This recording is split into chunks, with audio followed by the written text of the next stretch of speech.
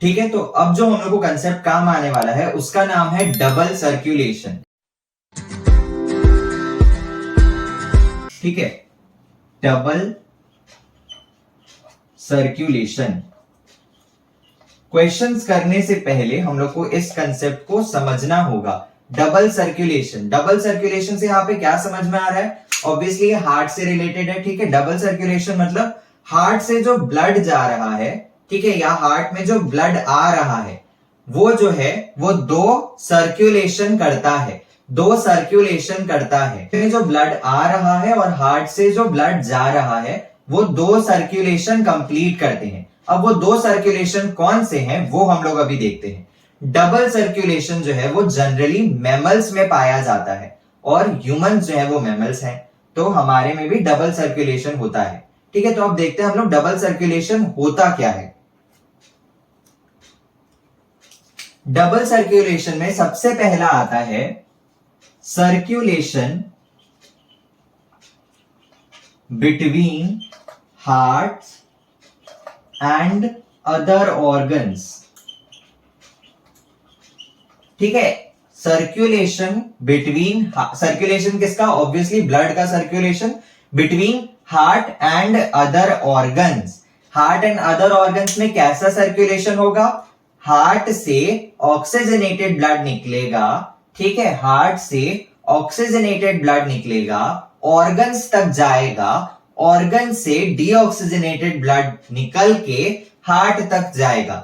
ये एक सर्कुलेशन होता है हमारा, जिसको लोग बोलते हैं सिस्टमिक सर्कुलेशन।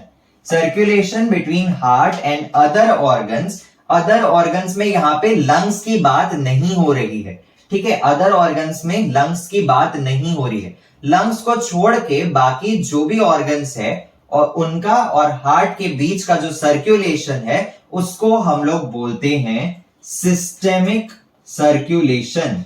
Systemic circulation. ठीक है, systemic circulation. Other organs except lungs, except lungs. Circulation between heart and other organs except lungs is known as systemic circulation। चार टाइप के मेन सर्कुलेशन होते हैं, ठीक है, जिसमें से मेन जो है हमारे दो सर्कुलेशन होते हैं, सिस्टमिक सर्कुलेशन और नेक्स्ट हमारा होता है, ठीक है, नेक्स्ट हमारा होता है circulation, circulation between heart and lungs. ठीक है, heart and lungs, circulation between heart और लंग्स। हार्ट और लंग्स के बीच में कैसे सर्कुलेशन है?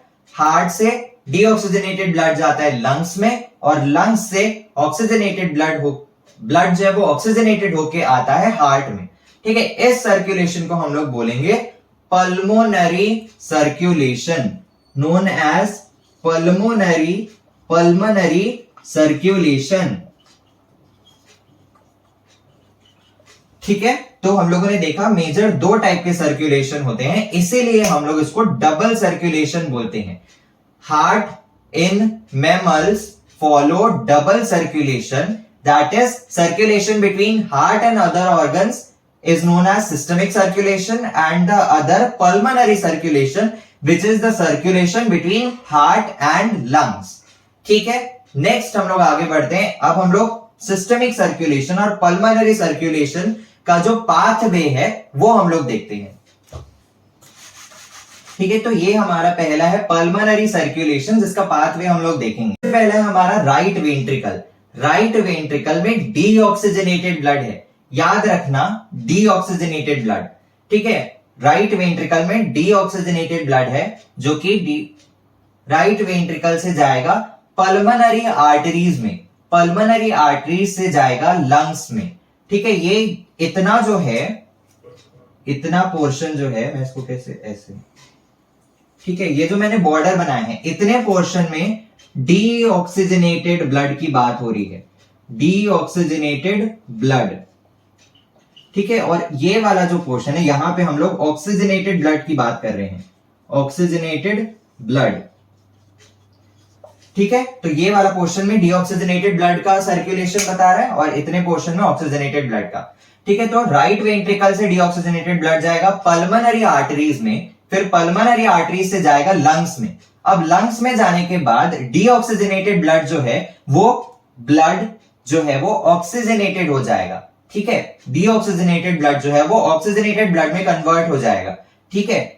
उसके बाद वो जाएगा पल्मोनरी वेन से, लंग्स से जाएगा पल्मोनरी वेन्स में, फिर पल्मोनरी वेन से जाएगा लेफ्ट ऑरिकल में, ठीक है। अब लेफ्ट पल्मोनरी वेन में जो कैरी हो रहा है, पल्मोनरी वेन जो कैरी कर रहा है वो ऑक्सीजनेटेड ब्लड है, फिर वो लेफ्ट ऑरिकल में जाएगा, ठीक है। उसके बाद का फिर जो है लेफ्ट ऑरिकल से कहा जाता है लेफ्ट वेंट्रिकल में, लेफ्ट वेंट्रिकल से जो होगा, लेफ्ट वेंट्रिकल से जो भी अदर ऑर्गन्स में जाता है वो हमारा आएगा सिस्टमिक सर्कुलेशन में, जिसको हम लोग अभी देखते हैं। तो ये है पल्मोनरी सर्कुलेशन का पाथवे, इसका आप स्क्रीनशॉट ले लीजिए।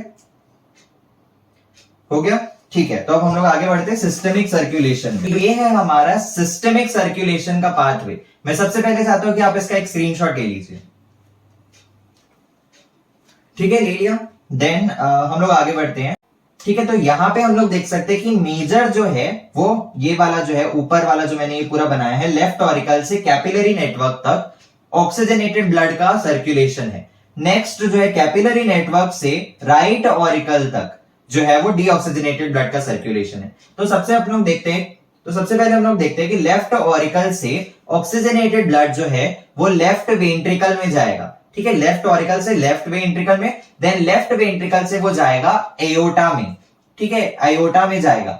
अब फिर हम लोगों ने पढ़ा था अभी तक कि एयोटा से जाता है सीधा ऑर्गन्स में, लेकिन ऑर्गन्स तक पहुंचाने के लिए भी उसको ब्लड वेसल्स की जरूरत होती है, जिसका हमने अभी अभी देखा था कि उनको हम लोग बोलते हैं ऐसे ब्लड वेसल्स जो हार्ट से, यानी हार्ट के आयोटा से, ठीक है, हार्ट के आयोटा से होते हुए ऑर्गन्स तक ऑक्सीजनेटेड ब्लड पहुंचाते हैं, उनको हम लोग बोलते हैं आर्टरी।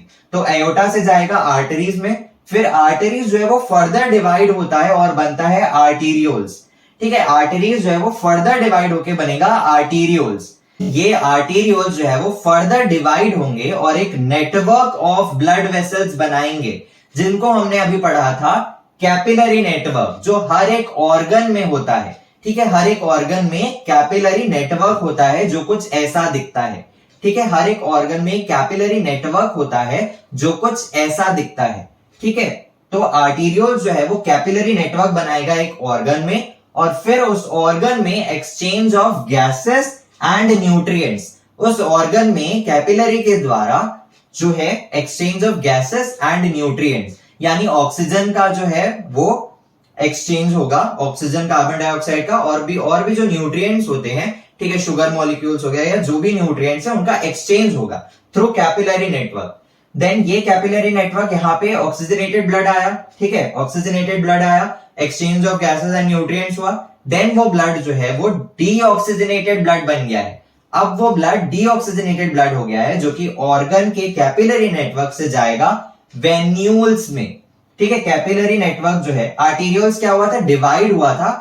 सपोज कि ये हमारा आर्टरी है, ठीक है, ये हमारा आर्टरी है, देन ये जो है आर्टीरियोल है, आर्टरी डिवाइड होकर आर्टीरियोल बना, आर्टीरियोल फर्दर डिवाइड होके कैपिलरी नेटवर्क बनाता है, कैपिलरी नेटवर्क बनाता है, ठीक है, डिवाइड होके कैपिलरी नेटवर्क बनाता है। देन ये कैपिलरी नेटवर्क वापस से जुड़ के एक वेन्यूल बनाते हैं, ठीक है, ये हमारा वेन्यूल हो गया।